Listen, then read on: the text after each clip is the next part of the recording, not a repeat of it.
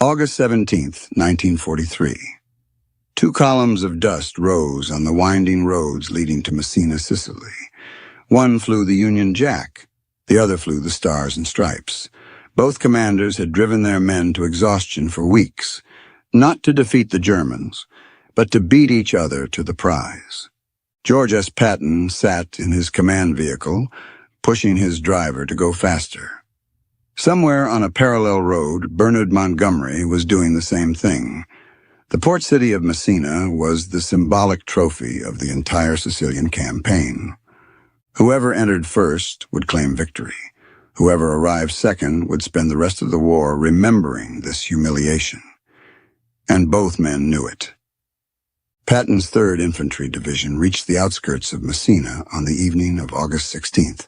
His men pushed through the night, fighting exhaustion, and scattered German rearguards.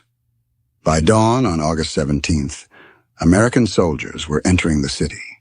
Montgomery's troops arrived hours later. The British general found American flags already flying over Messina. Patton had won the race, and Montgomery would never forgive him for it. To understand why these two men despised each other, you have to understand who Montgomery was in the summer of 1943. He wasn't just a British general. He was the British general, the hero of El Alamein, the man who had finally defeated Rommel. Britain had suffered nothing but defeats for 3 years.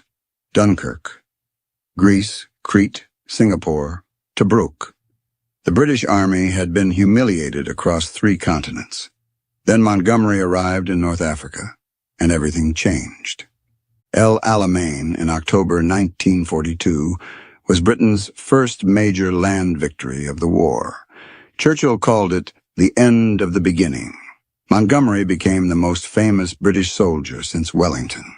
He was arrogant, theatrical, and absolutely certain he was the finest general alive. He wore a distinctive black beret with 2 cap badges. He issued personal messages to his troops. He cultivated relationships with journalists who portrayed him as a military genius. George Patton had a problem. He was arguably the best tactical commander in the Allied forces, but almost nobody knew it yet. The Americans had embarrassed themselves at Kasserine Pass in February 1943. German panzers had routed inexperienced American troops, killing or capturing thousands. Patton was brought in to fix the disaster. He took command of 2nd Corps and transformed it in weeks through brutal discipline and aggressive training. Soldiers who had been slovenly and undisciplined suddenly looked like professionals. Units that had broken under fire learned to hold their ground. By the time the North African campaign ended, American forces had proven themselves in combat. But Montgomery got the credit. Montgomery was the theater star. Patton was a supporting actor who had cleaned up someone else's mess. The British press barely mentioned American contributions. Montgomery gave interviews suggesting his 8th Army had carried the campaign while the Americans learned how to fight. And Patton seethed. The plan for Sicily was where the hatred truly began. Operation Husky would be the first major Allied invasion of Europe, the dress rehearsal for everything that came after. And Montgomery demanded control. The original plan gave both armies meaningful objectives. Patton's 7th Army would land on the western beaches and drive toward Palermo. Montgomery's 8th Army would land on the eastern beaches and drive toward Messina. 2 thrusts, 2 armies, shared glory. Montgomery rejected this plan. He insisted that his 8th Army should have the primary role. He wanted the Americans relegated to protecting his flank while British forces captured the important objectives. He went over the heads of American commanders and appealed directly to Eisenhower. Eisenhower, desperate to maintain Allied unity, gave Montgomery what he wanted. The plan was rewritten. Patton's army would guard Montgomery's flank while Montgomery made the main assault toward Messina. Patton was furious. He had been reduced to a supporting role in what should have been an equal partnership. He told his staff that Montgomery had stolen the campaign before it even started. But he followed orders, for now. Montgomery's plan fell apart almost immediately. His Eighth Army landed successfully on the eastern beaches, but then ran into fierce German resistance around Catania. The Germans had fortified the coastal road that Montgomery needed to reach Messina. Day after day, Montgomery's forces attacked. Day after day, they were thrown back. The Eighth Army, which was supposed to sprint to Messina while the Americans watched, was stuck in bloody stalemate. Montgomery blamed everyone but himself. He blamed the terrain. He blamed the Germans for fighting too hard. He blamed the Americans for not drawing enough German forces away from his front. What he never did was admit that his plan had failed. Meanwhile, Patton was guarding Montgomery's flank with a much larger force than the mission required. He had an entire army sitting idle, while Montgomery bled his troops against German defenses. Patton saw an opportunity. Patton went to his commander, General Harold Alexander, with a proposal. Instead of sitting on Montgomery's flank, he would drive west across Sicily and capture Palermo. It wasn't part of the plan. But the plan was already failing. Alexander, a British general who understood that something had to change, gave Patton permission. Patton unleashed his army in one of the most spectacular advances of the war. In just 72 hours, Patton's forces covered over 100 miles of mountainous terrain. They captured Palermo on July 22nd, taking thousands of prisoners and massive quantities of supplies. It was exactly the kind of bold, aggressive movement that Montgomery had failed to execute on the other side of the island. The press went wild. Suddenly, George Patton was front-page news around the world. The American general who had captured a major city while the famous Montgomery was stuck in the mud. Patton had stolen the spotlight, and he had done it deliberately. Montgomery was humiliated. He sent messages to Alexander complaining that Patton was grandstanding. He argued that capturing Palermo was meaningless because Messina was the real objective. But everyone knew the truth. Patton had shown him up. With Palermo captured, Patton turned east toward Messina. Now both armies were racing for the same prize. The competition that the Allied High Command had tried to prevent was happening anyway. Montgomery pushed his exhausted troops harder. He tried flanking movements around the German defenses. He launched amphibious operations to land troops behind enemy lines. Nothing worked fast enough. Patton drove his men relentlessly. He accepted casualties that a more cautious commander would have avoided. He used his own amphibious operations, leapfrogging troops along the northern coast. He was determined to reach Messina first, no matter what it cost. The rivalry had become personal in a way that affected operational decisions. Both commanders were taking risks and pushing their men beyond reasonable limits, not because military necessity demanded it, but because neither could stand losing to the other. Patton won. His 3rd Infantry Division entered Messina on August 17, 1943, hours before Montgomery's forces arrived. When a British patrol finally reached the city, they found American soldiers already in control. Patton staged a theatrical welcome. He greeted the arriving British officers with exaggerated courtesy, rubbing their faces in his victory while pretending to be gracious. Montgomery was not present. He had sent subordinates rather than witness his humiliation personally. The message was clear to everyone watching. The American Army was not the junior partner Montgomery had dismissed. George Patton was not a supporting actor in Montgomery's war. The special relationship between Britain and America would be a rivalry as much as an alliance. Patton wrote to his wife that it was the greatest moment of his career. He had beaten the famous Montgomery in a fair race, but the victory came with a cost that Patton didn't yet understand. During the Sicilian campaign, George Patton made 2 catastrophic mistakes that nearly ended his career. He slapped 2 soldiers suffering from combat fatigue in field hospitals, accusing them of cowardice. The incidents became public. Eisenhower was furious. The press demanded Patton's dismissal. Politicians called for his court-martial. Patton was forced to apologize publicly to the soldiers he had struck, to the medical staff who had witnessed it, and to every division in his army.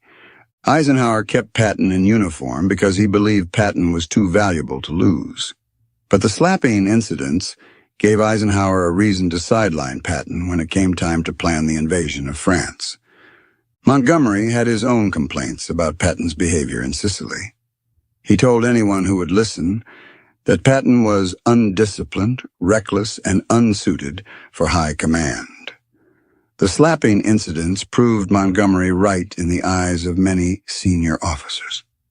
When D-Day planning began, Montgomery was named ground commander for the invasion. Patton was left in England, commanding a fictional army designed to deceive the Germans. The man who had won Sicily was being used as a decoy while Montgomery led the real invasion. June 6, 1944. The Allies invaded France, and Bernard Montgomery was in command of all ground forces. American, British, and Canadian troops stormed the beaches under Montgomery's overall direction. It was the pinnacle of his career. Patton watched from England, commanding phantom divisions in a deception operation. He was the most aggressive commander in the Allied armies, and he was sitting out the most important battle of the war. Montgomery's performance in Normandy was controversial from the start. He promised to capture the city of Caen on D-Day. It took over a month. He launched offensive after offensive that gained little ground at enormous cost. The British sector became a grinding stalemate. Montgomery blamed the terrain, the weather, the Germans, and privately the Americans for not attacking aggressively enough. What he never admitted was that his own cautious, methodical style was poorly suited for the breakout that Normandy required. On August 1st, 1944, George Patton finally got his chance. His Third Army became operational in France, and he was given the mission of exploiting the breakout that American forces had finally achieved at Saint-Lô. What followed was one of the most spectacular campaigns in military history. Patton's armored columns swept across France at speeds that seemed impossible. They covered 30, 40, 50 miles a day. They liberated towns so fast that German garrisons surrendered to forward units, while rear headquarters still thought the front was miles away. In 2 weeks, Patton's Third Army advanced further than Montgomery's forces had moved in 2 months. The contrast was impossible to ignore. While Montgomery was still fighting for every hedgerow in his sector, Patton was racing toward Germany. Montgomery watched his rival's success with barely concealed fury. He complained that Patton was getting preferential treatment in supplies and reinforcements. He argued that Patton's recklessness would lead to disaster. But the newspapers didn't care about Montgomery's methodical approach. They cared about Patton's tanks racing across France.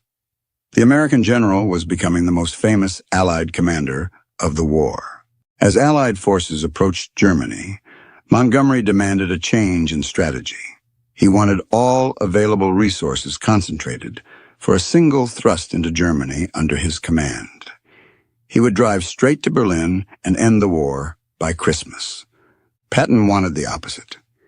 He believed his Third Army could break through German defenses and reach the Rhine before Montgomery even got started. He argued for a broad front strategy with multiple axes of advance. Eisenhower sided with neither man completely. He approved a broad front approach that kept both armies moving, but he gave Montgomery priority for a special operation. Market Garden would drop paratroopers behind German lines to capture bridges in the Netherlands. Patton was furious. Supplies that could have gone to his Third Army were being diverted to Montgomery's airborne gamble. He believed Eisenhower was rewarding failure and punishing success. September 17th, 1944. Operation Market Garden began with the largest airborne assault in history. Thousands of paratroopers dropped into the Netherlands to capture bridges at Eindhoven, Nijmegen, and Arnhem. Montgomery's ground forces would race up a single highway to link up with them. It was a disaster. The plan was too ambitious, too dependent on everything going right. German resistance was far stronger than intelligence had predicted. The highway turned into a shooting gallery. At Arnhem, the bridge too far, British paratroopers held out for 9 days against overwhelming German forces. Relief never came. Of the 10,000 men dropped at Arnhem, fewer than 2,000 escaped. The rest were killed or captured. Montgomery declared Market Garden 90% successful. Almost no one agreed. The operation had failed to achieve its strategic objective, consumed enormous resources, and cost thousands of casualties. Patton, who had been forced to halt his advance because supplies went to Market Garden, was vindicated. He had warned that Montgomery's plan was reckless.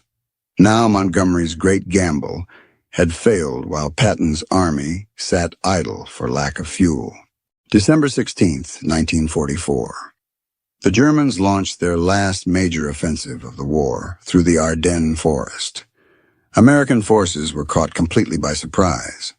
Within days, German panzers had created a massive bulge in the Allied lines. Montgomery's forces were north of the bulge. Patton's Third Army was south. Eisenhower gave Montgomery temporary command of American forces north of the breakthrough, while Patton was ordered to wheel his entire army 90 degrees and counterattack from the south. What Patton did next became legendary. He turned 3 divisions from their eastern advance and sent them north in the middle of winter, through terrible weather, over roads clogged with retreating troops. In 48 hours, his forces had moved over 100 miles and were attacking the German flank. It was the most impressive logistical feat of the war. No other commander could have done it. Patton had relieved Bastogne and was rolling up the German advance, while Montgomery was still organizing his counterattack in the north. January 7th, 1945. Bernard Montgomery held a press conference about the Battle of the Bulge. What he said nearly destroyed the Allied alliance. Montgomery described how he had taken command of the northern sector when the Americans were reeling from the German attack. He implied that his leadership had saved the situation. He talked about bringing order to chaos and preventing a disaster. He barely mentioned Patton. He barely mentioned the American divisions that had held Bastogne. He made it sound like Montgomery and the British Army had rescued the Americans from their own incompetence.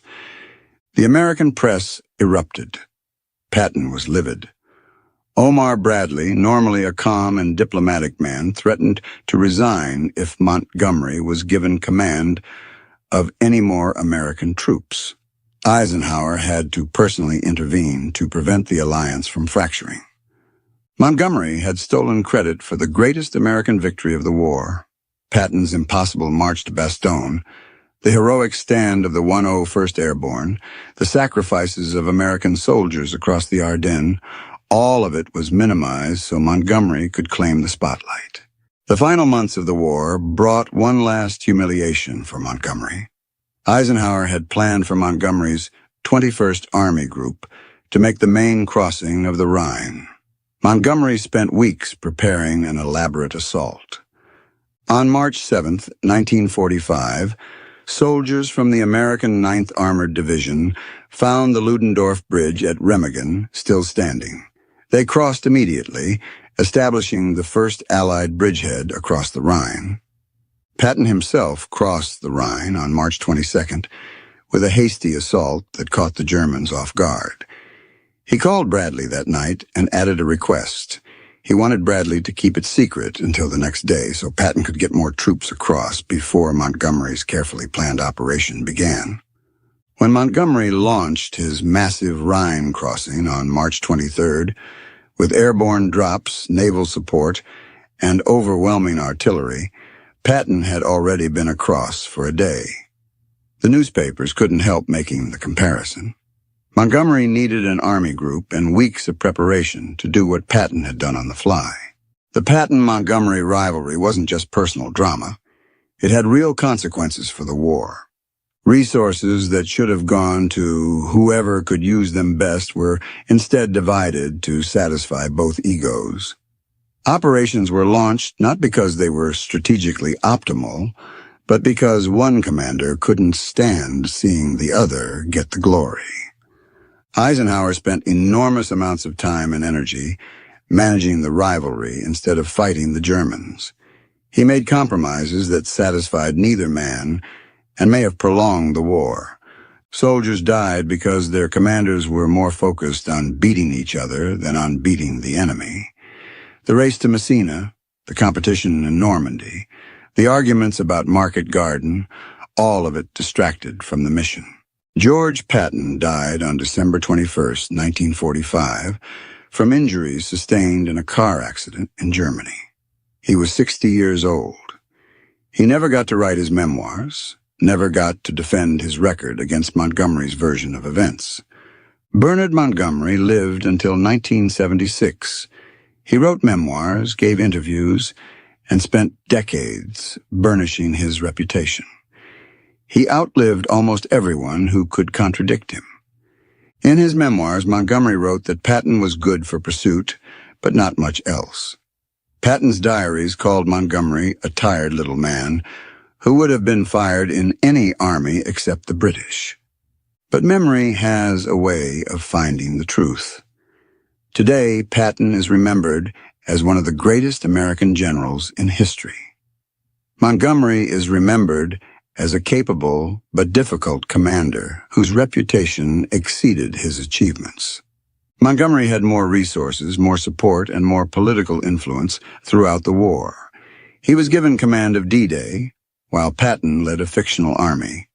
He was given priority for Market Garden, while Patton's army ran out of fuel. And with all those advantages, Montgomery's record was mixed at best. Caen took a month instead of a day. Market Garden was a costly failure. His press conference about the bulge revealed a man more concerned with his reputation than with truth. Patton achieved more with less. He won when given the chance.